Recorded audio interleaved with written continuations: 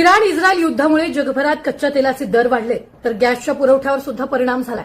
अशात आता इराण जगभरातील इंटरनेटवर स्ट्राईक करण्याची शक्यता वर्तवली जाते। कसं ते या व्हिडिओत पाहूया। इराणनं होर्मुझची सामुद्रधुनी आणि बाब अल मंडेब या दोन महत्वाचे सागरी मार्ग बंद केले।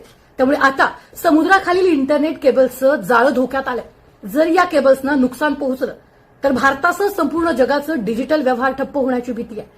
जगातील 99% इंटरनेट डेटा समुद्राखालील फायबर ऑप्टिक्स केबल्समधून प्रवास करत असतो। होर्मुझ आणि लाल समुद्राच्या पट्ट्यात अशा 20 मोठ्या केबल्स आहेत। धक्कादायक म्हणजे होर्मुझच्या सर्वात अरुंद भागात समुद्राची खोली केवळ 200 फूट आहे, ज्यामुळे या केबल्सना लक्ष्य करणं अत्यंत सोपं आहे। युद्धामुळे आधीच लाल समुद्रात जहाजांवर हल्ले सुरू आहेत। आता याच इंटरनेट केबल्स इराणच्या निशाण्यावर असल्याचं बोललं जातं। जर या केबल्स कापल्या गेल्या किंवा त्यांना हानी पोहोचली तर केवळ इंटरनेटच नाही तर बँकिंग व्यवहार, ऑनलाईन पेमेंट, शेअर बाजार, व्हिडिओ कॉल्स आणि एआय सेवा पूर्णपणे कोलमडू शकते। मात्र तुम्ही चिंता करू नका, झी 24 तास वेळोवेळी तुमच्यापर्यंत या सगळ्यांचे अपडेट पोहोचवते।